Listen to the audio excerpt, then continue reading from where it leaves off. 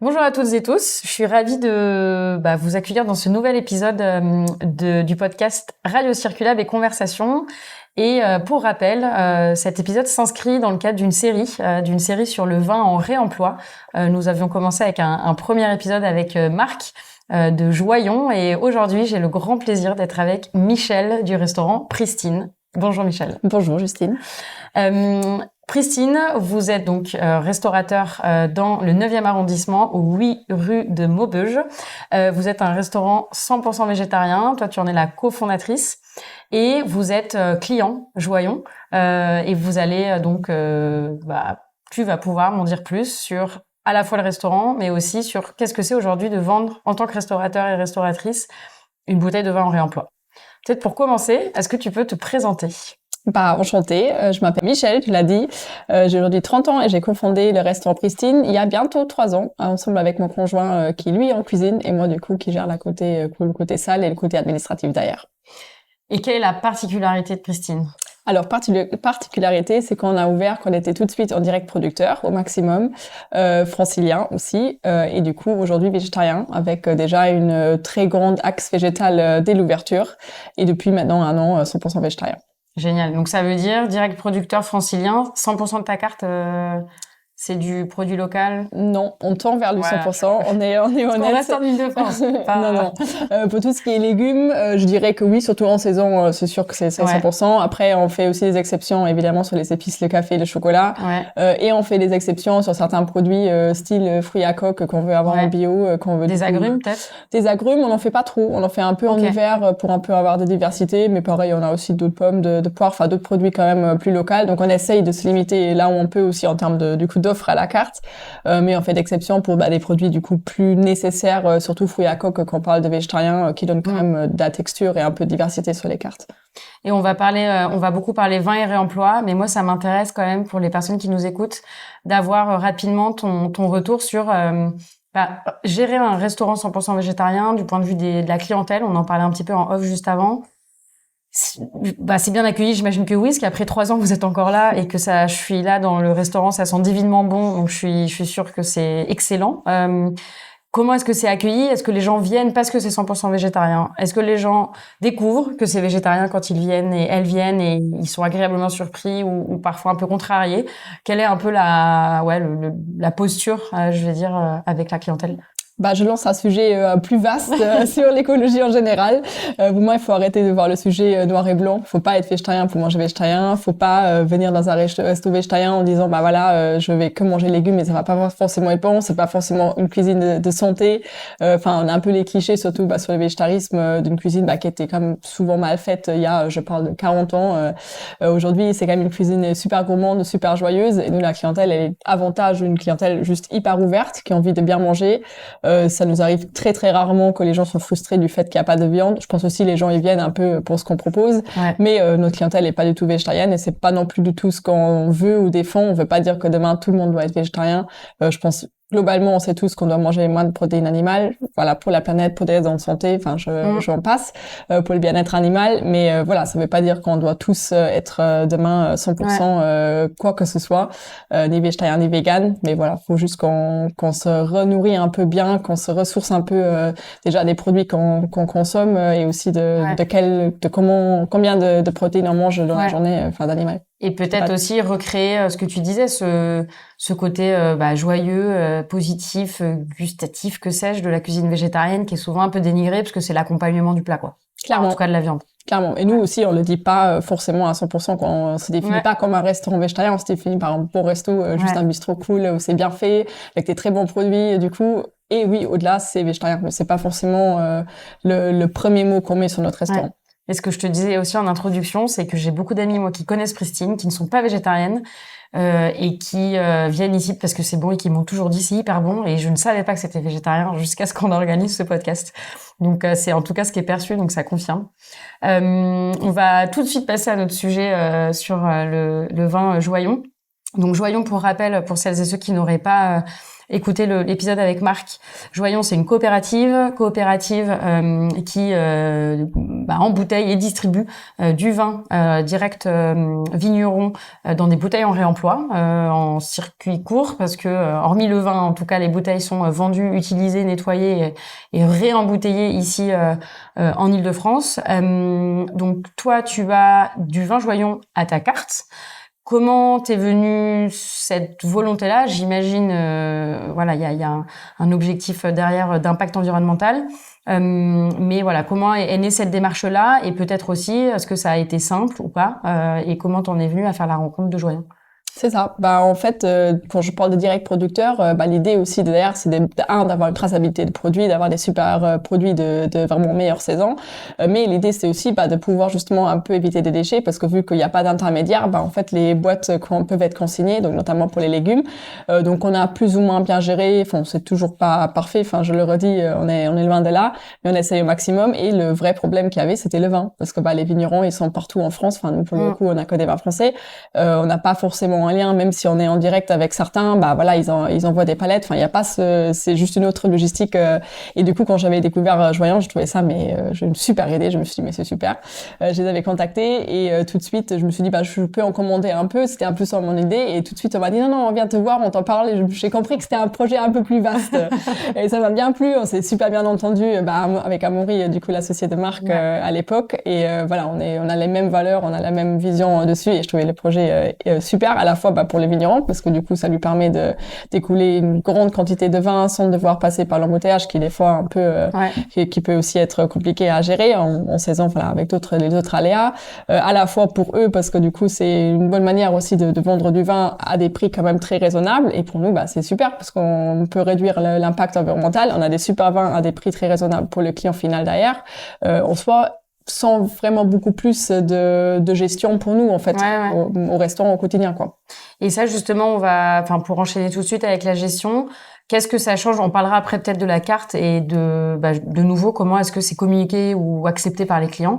Au niveau opérationnel, quelle est la différence pour un restaurateur ou une restauratrice entre mettre à sa carte du vin dans des bouteilles jetables et mettre à sa carte du vin dans des bouteilles réemployables?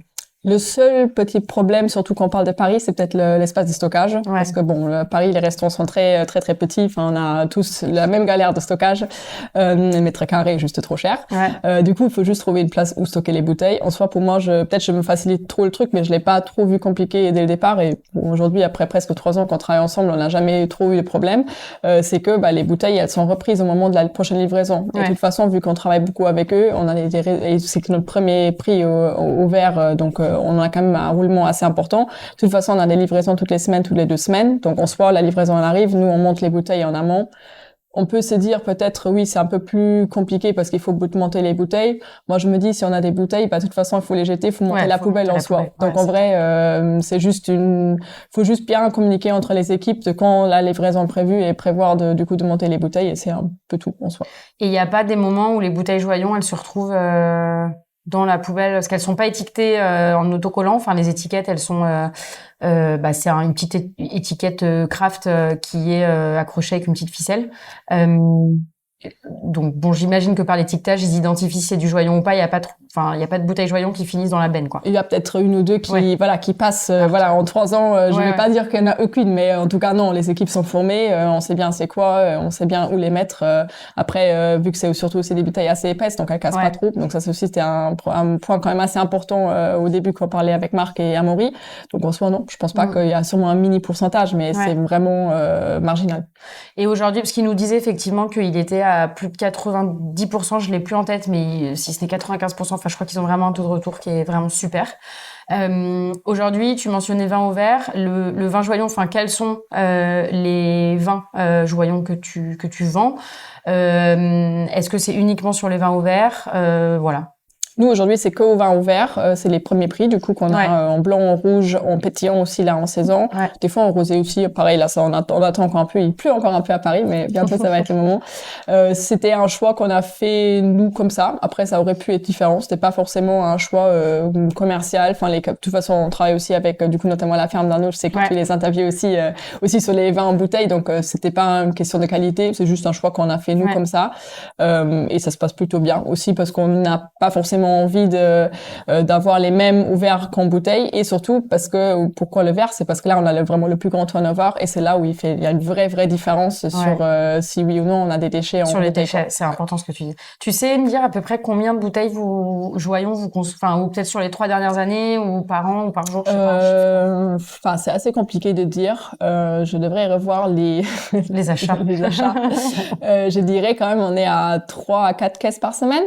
Dépendant. Donc, ça fait, du coup, une caisse de 12 bouteilles, quoi. Donc, ça fait quand même 40 bouteilles par semaine, à peu près. Après, ça dépend. Enfin, on a une grande différence de saisonnalité, mais, en tout cas, ça fait quand même pas mal de déchets. Donc, ça fait un sacré, je pense, un sacré volume, surtout un sacré poids de déchets de verre, évité.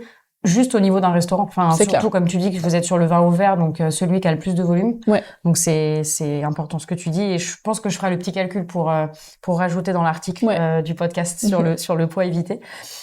Aujourd'hui, en termes de relation client, donc si c'est le vin au verre, il voit pas la bouteille. Enfin, il pourrait, mais en tout cas, je sais pas dans quelle mesure. Est-ce qu'elle est présentée? Si. On fait toujours goûter les vins, donc on amène la bouteille à table, donc tout le monde est au courant. Enfin, il y a pas on cache pas le fait que c'est des consignes.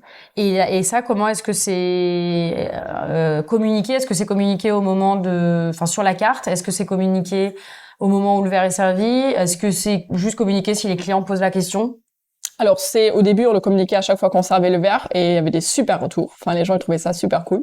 Aujourd'hui, on le communique pas forcément, on fait goûter. Il y a des gens qui se posent la question et pour l'instant, j'ai vraiment eu, je pense, aucun mauvais retour des gens là-dessus. Alors c'était peut-être un peu ma crainte au début où j'ai dit on fait quand même une cuisine plus ou moins bien, enfin on veut quand même que ça soit qualitatif et j'avais peut-être un peu peur que les gens te la diraient ça fait un peu bas de gamme parce que c'est un peu ce qu'on a sur les vins en bib, sur les vins c'est un peu ça aurait été un peu ma crainte mais je dis on essaye et on verra et finalement pas du tout, les gens ils trouvent ça au contraire super chouette, une très bonne initiative et je pense que c'est encore une fois ça aussi ce que j'ai dit sur le végétarisme avant, ça dépend avec de quelle manière on le défend. Si c'est d'une manière vraiment vertueuse, joyeuse, avec envie et avec passion, je pense que c'est différent que si on dit oui parce qu'en fait la planète il y a des déchets, et voilà, ça crée un cercle un peu plus négatif et du coup les gens ils sont plus vite vexés que si on dit c'est une super initiative entre vignerons, entre distributeurs et entre restaurateurs et là les gens ils adhèrent tout de suite, ils trouvent ça super chouette et de toute façon le vin est super bon.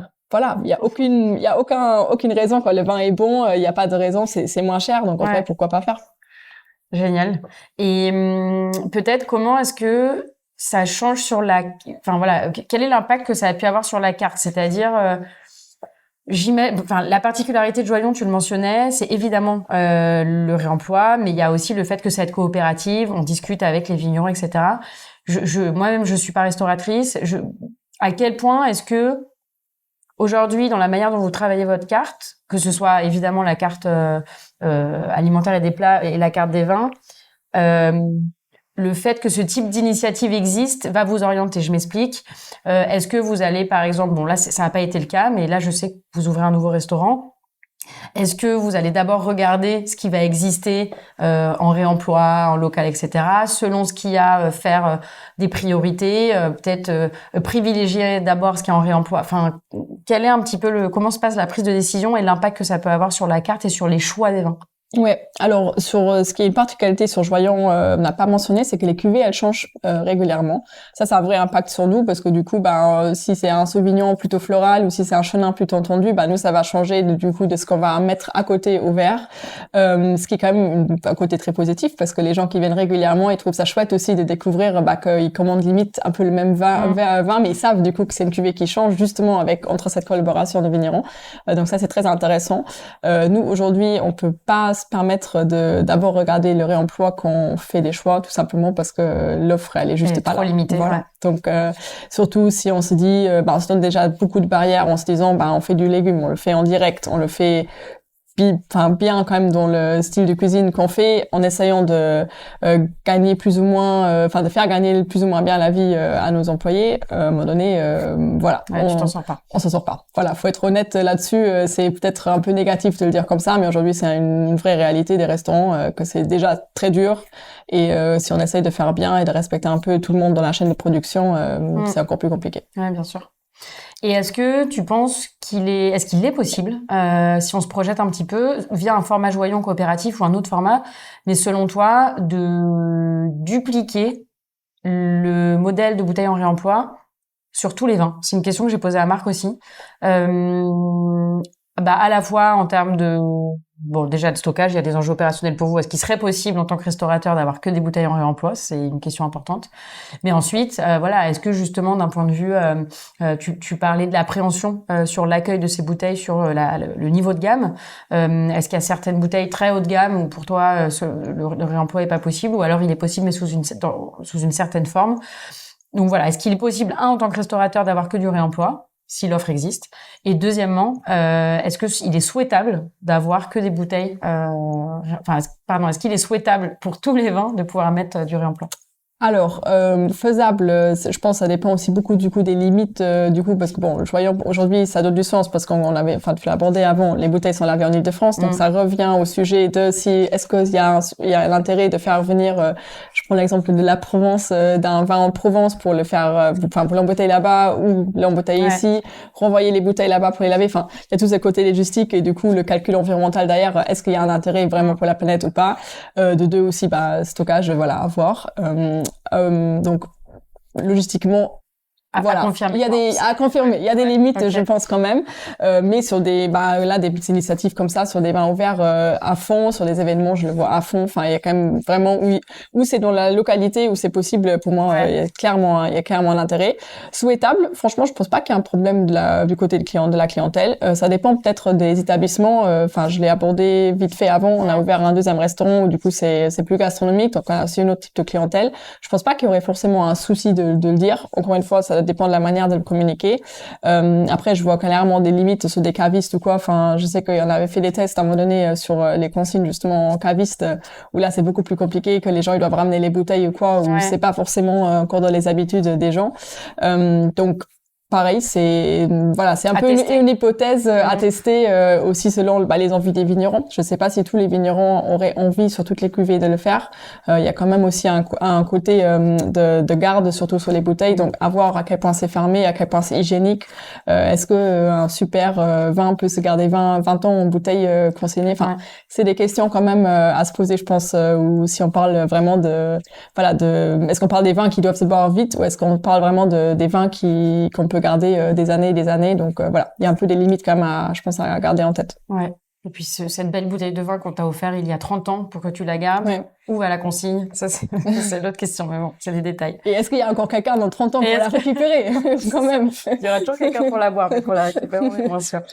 Et écoute, merci beaucoup. Je pense que ça clarifie beaucoup d'éléments. On n'a pas l'habitude, nous, dans le podcast, d'interviewer, en tout cas, les bénéficiaires directs, je dirais, des initiatives qui sont portées. Donc, ça me tenait vraiment à cœur de faire cette interview. Merci beaucoup. Je vous encourage vraiment à venir ici chez Pristine, 8 rue de Maubeuge, dans le 9e arrondissement. La future adresse, est-ce que tu veux nous en dire plus? Oui, alors c'est déjà ouvert. Ça s'appelle Vivide, dans le 18e, rue d'Ancourt, au numéro 3. Du coup, entièrement végétal, encore plus poussé qu'ici, avec un menu unique ouvert que le soir. Super. Merci beaucoup Michel, et puis bon courage pour la suite. Merci Justine.